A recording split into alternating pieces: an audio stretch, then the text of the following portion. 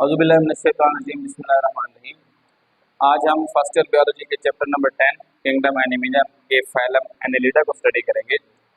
Phylum Annelida एक बहुत ही अहम फाइलम है। इसमें पाए जाने वाले जो एनिमल्स हैं हम उनको जानते हैं, हम उनको देखते हैं और हमारी रोज़मर्रा ज़िंदगी में वो हमें नज़र आते हैं। इसलिए ये कहा जाता है कि this is the phylum which is familiar to us. ये वो फाइलम है जिससे हम रुशनास हैं।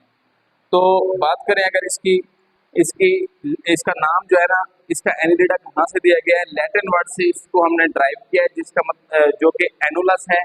एनुलस का मतलब होता है लिटिल रिंग्स। लिटिल रिंग्स का मतलब है कि इनकी बॉडी जो है वो सेगमेंटेड होती है, मेटामेरिकली सेगमेंटेड होती है। जो हम लिख सकते हैं कि ये बॉडी जो होती है वो मेटामेरिकली सेगमेंटेड होती है। तो यानी कि बार बार जो सेगमेंट्स होते हैं वो रिपीटेड होते हैं और उसमें जो आर्गन्स होते हैं वो भी रिपीटेड होते हैं।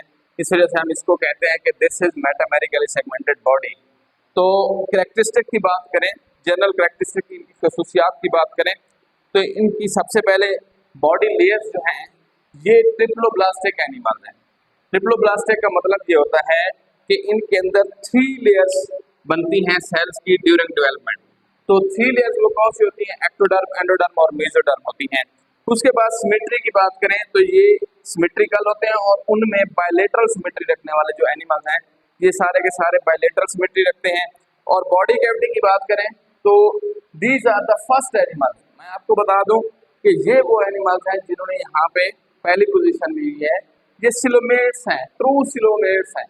पीछे जो जितने भी हमने फाइलम पढ़े हैं उनमें ट्रू सिलोमेट्स नहीं थे, सिलोम नहीं पाई जाती थी, बल्कि इनके अंदर ट्रू सिलोम पाई जाती है।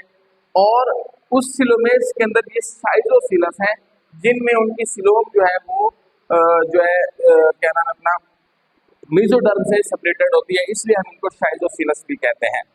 लेवल ऑफ ऑर्गेनाइजेशन की बात करें अगर हम तो इनके अंदर ऑर्गेनाइजेशन का लेवल जो होता है वो ऑर्गन सिस्टम लेवल पर मुश्तमिल होते हैं। ये यानी वेल डेवलप्ड ऑर्गन सिस्टम इनके अंदर, ऑर्गन सिस्टम लेवल इनके अंदर पाए जाते हैं। अगर इन ऑर्गन सिस्टम की बात करें तो कौन कौन से ऑर्गन्स हैं जो ऑर्गन सिस्टम है जो इनमें पाए जाते हैं? सबसे पहले अगर हम देखते हैं तो डाइजेस्टिव सिस्टम होता है। तो डाइजेस्टिव सिस्टम जो है इनका in the form of alimentary canal होता है।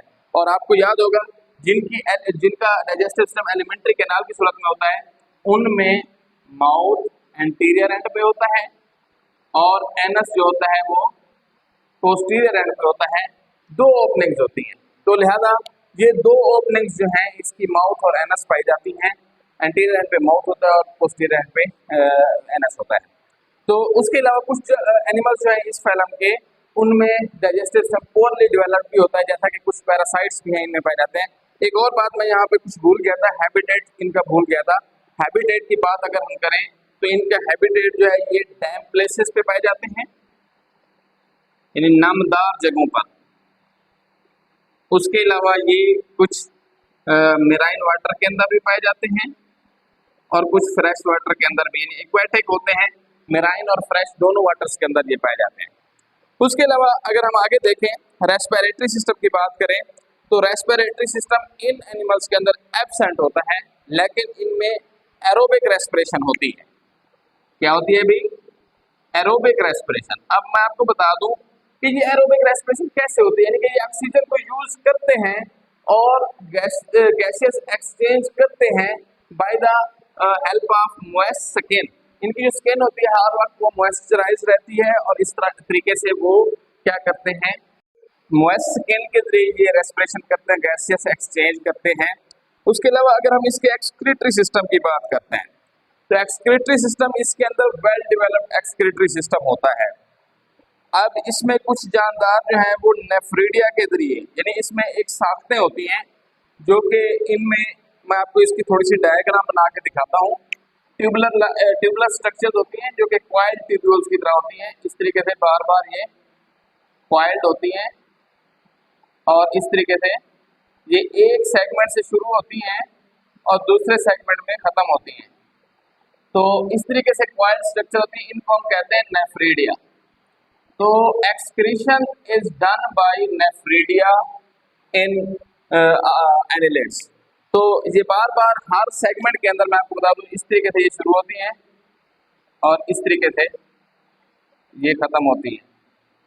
तो ये नेफ्रिडियोपोर होते हैं बाहर, जिनके जरिए ये क्या करते हैं, एक्सक्रीशन करते हैं।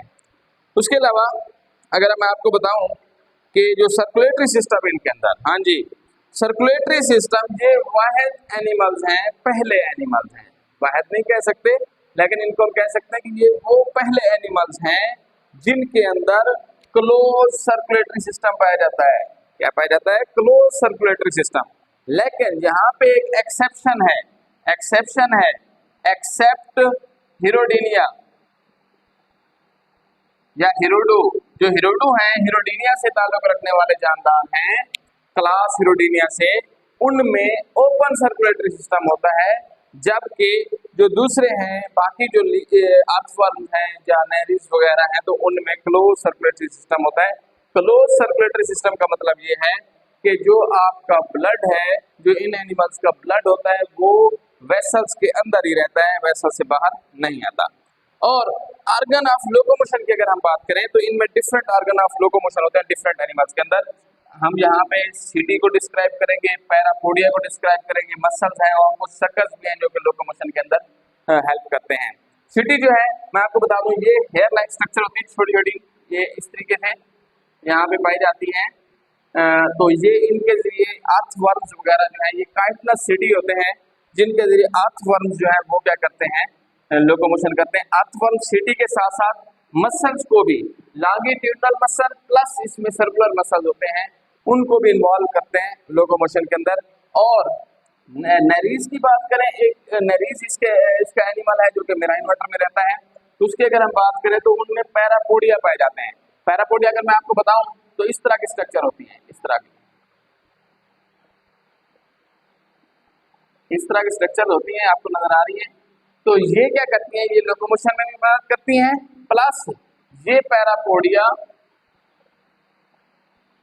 नेरीज के, पैरापोडिया रेस्पिरेशन भी करवाते हैं नेरीज के अंदर, और दूसरा काम इनका लोकोमोशन करवाना भी है। उसके बाद अगर हम देखें इनके रिप्रोडक्टिव सिस्टम की बात करें तो मोस्टली एनिमल्स जो इनके हर्माफ्रोडाइट है। क्या है जी? हर्माफ्रोडाइट। जैसा कि आप जानते हैं हर्माफ्रोडाइट का मतलब क्या होता है, बोथ सेक्स ऑर्गन जो है वो सेम एनिमल्स के ऊपर पाए जाते हैं। हम यहाँ पे मैं आपको एग्जांपल बताता हूँ, ये जो अर्थवर्म है, अर्थवर्म ये हर्माफ्रोडाइट होते हैं, लीचेस भी हर्माफ्रोडाइट होती हैं। अलबत्ता यहाँ पे एक्सेप्शन भी है, एक्सेप्ट नेरीज। जो नेरीज हैं ये क्या होते हैं, इनके सेक्सेस सेपरेट होते हैं और इस तरीके से ये सेक्सुअल रिप्रोडक्शन करते हैं सेपरेटेड। उसके बाद इनमें जो यहाँ पे अगर मैं बात करूं कि जो इनके हर्माफ्रोडाइट हैं, अब इस पे यहाँ पे एक स्ट्रक्चर है जिसको हम क्लाइटेलम कहते हैं। क्लाइटेलम के बाद एक छोटा सा एक पोर होता है, सुराख होता है, जहाँ जिसको हम मेल जेनिटल पोर कहते हैं या मेल जेनिटल अपर्चर भी कहते हैं इसको। तो मेल जेनिटल पोर जो है तो ये रिलीज करते हैं स्पर्म्स को, यहाँ से स्पर्म्स रिलीज होते हैं और इस क्लाइटेलम से पहले कुछ सुराख होते हैं जिनको हम स्पर्मेथिकल पोर्स कहते हैं, ये रिसीव करते हैं स्पर्म्स को। तो दोनों सेक्स ऑर्गन्स एक ही जानवर के ऊपर मौजूद होते हैं, लेकिन ये कपुलेशन करते हैं, जो अर्थवर्म है ये कपुलेशन भी करते हैं। उसके बाद हम बात करें अगर नेरीज जो है इनमें सेपरेटेड होते, एक और सिस्टम रह गया था जिसको हम नर्वस सिस्टम कहते हैं। ये डबल वेंट्रल नर्व कार्ड पर मुश्तमिल होता है। नर्वस सिस्टम जो होता है डबल वेंट्रल नर्व कार्ड होती है।